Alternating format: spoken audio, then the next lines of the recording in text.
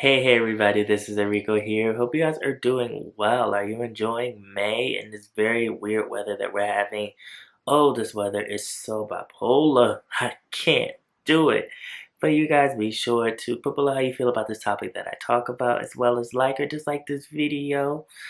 I would like to hear from you. Subscribe if you want to see me rant aimlessly about different topics pertaining to these changing pop culture, as well as other current events. This is news that is kind of strange. Some say it's a misunderstanding. Some people say that it is something that is in dire need of research and that the police should look into it. And it has to do with this Korean pop boy band who's not super well known, but this caused them to be way more well known, especially on social media. Like over 6 million or so people reacted to this overall story, and it caused a whole big ruckus. And the name of this group is called the Fantasy Boys. So, they just have all the girls deep inside of their fantasies, and they love them. It's a lot of them to go around. There's like 10 guys. I think originally it was 11. So they came from that reality show. They have so many. I said that one like it was only one. There's more than one. But it's where they go and they have a whole bunch of these male contestants and they build a group like it's a Build-A-Bear, like it's a Transformer, and they have like 20 members in the group, and people vote on who they want to stay each week, and it's kind of like girls are watching this and they're window shopping, and the guys are like dolls, and the girls are like, I like him because I think he's cute.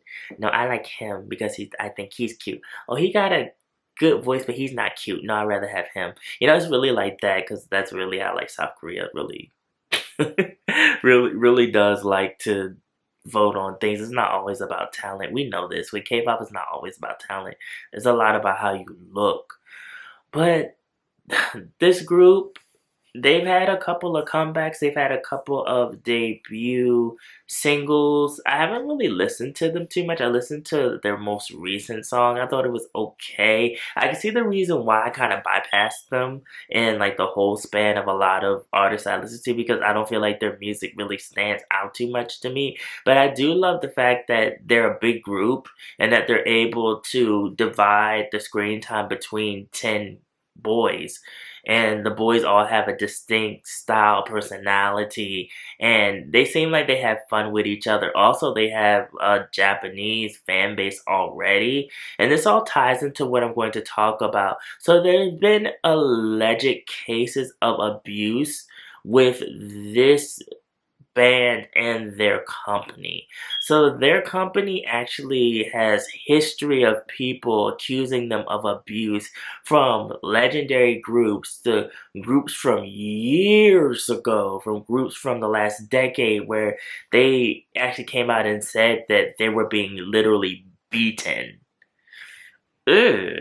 And nobody really did anything about it. They were being just beaten to the floor, beaten into the floor, knocked out into the floor. And it was done by staff, and it was something that was just normal.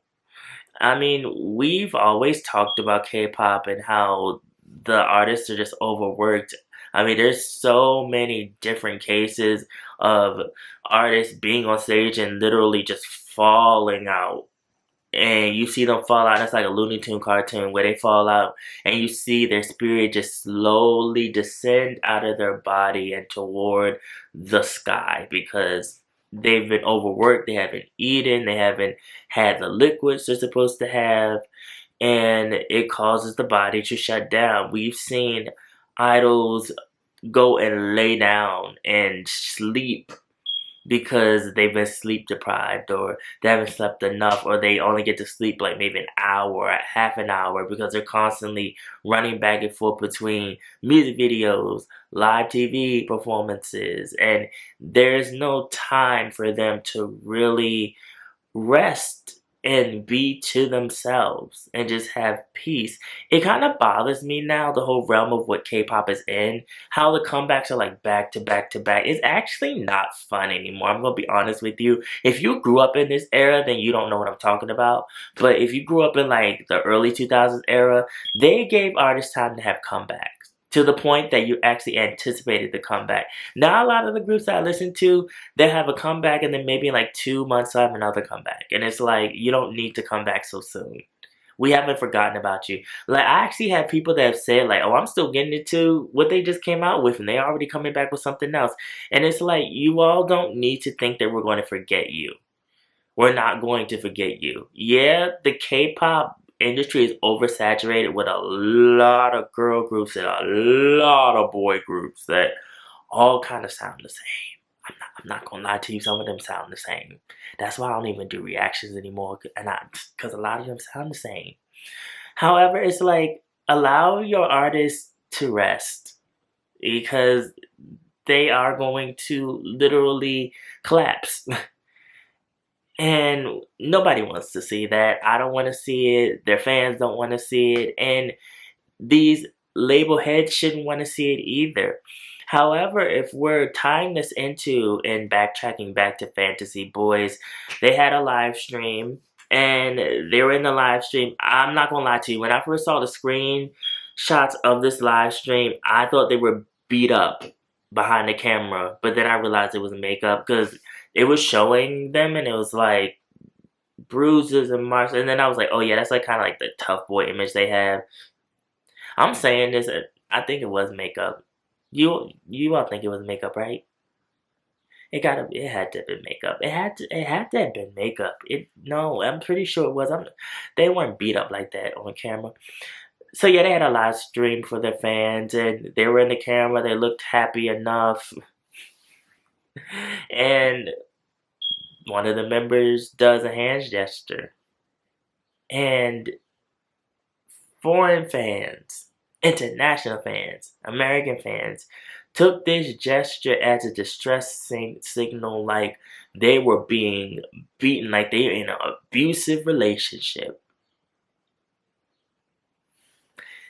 And people went crazy. The think pieces, the explanations for the Korean people who were like deer in headlights. They're like, what in the world is going on with the American fandom now? It's always something. It's funny because like the American fans said about the Nielsen, they're like, it's always something going on with them. But the Nielsens are like, what are the American fans, the international fans screaming about now? And you see like the explanations about this hand gesture and them doing it. I would think that if there was something going on, that they would do something a bit more than that. Or like if they were being abused, that they would try to find a way to communicate better than that. Because let's be honest, there's a lot of people that would not have understood what that was. It would have went over a lot of people's heads. They would have just been doing it. Some people were like, oh my goodness, they're being abused because of the history of this record label. So it was an uproar. And people were like, you all got to help them. There has been other people saying that they were being beaten, that the staff was beating them, that the staff had beaten other artists and they're probably beating them, and that they really need to help them. People were like, please free them from their contracts. Please allow them to be rid of this experience of them being abused. And I'm just like, I need more information. I need a lot more information because I was seeing them doing this hand gesture, but then people could say it's a misunderstanding as well because they do this hand gesture a lot. Some people are saying it's actually a fan hand gesture. I've seen them do it for their Japanese promotions. So it makes me think that maybe this is a misunderstanding. And if it's not, like, I feel like that they could still investigate to make sure, because it does bother me a tiny bit about the history of this label and how they have said they do abuse their artists. And I wouldn't want them to be calling out for help in maybe the only way they know how, and the authorities and the police aren't trying to do anything about it. It is a sad situation because it does happen.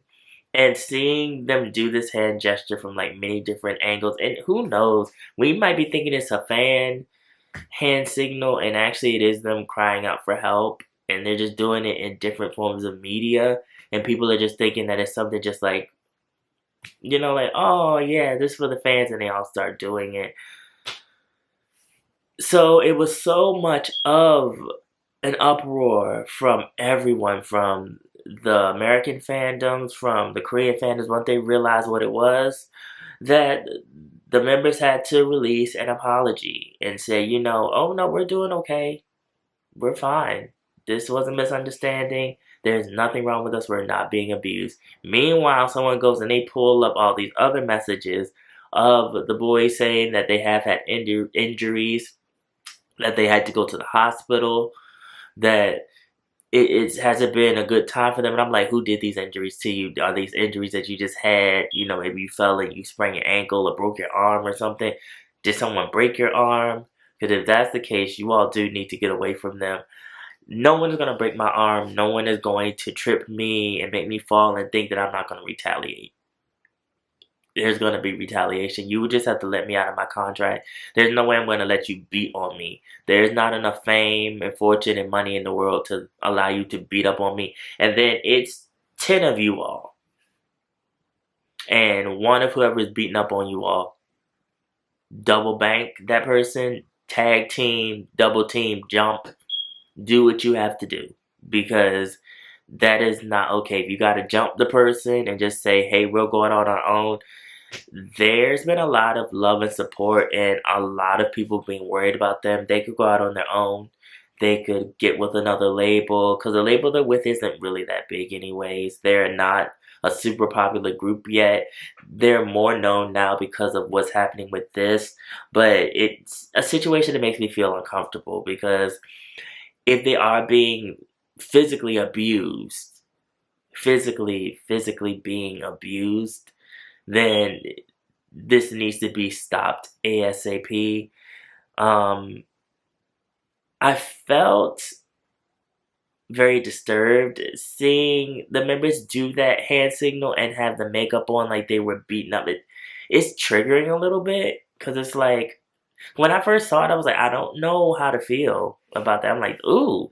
I'm like, but were they just like in a fight? Were they just beat up? This is a sad situation. I hope that the K-pop industry can get a little bit better with treating their artists well and that they can learn that the artists are not machines, that the artists are not just product to make money off of, that they're human beings, and allow them to have breathing room in between their comebacks. We do not need comeback after comeback after comeback. I mean, Stray Kids has released like 12,000 mixtapes.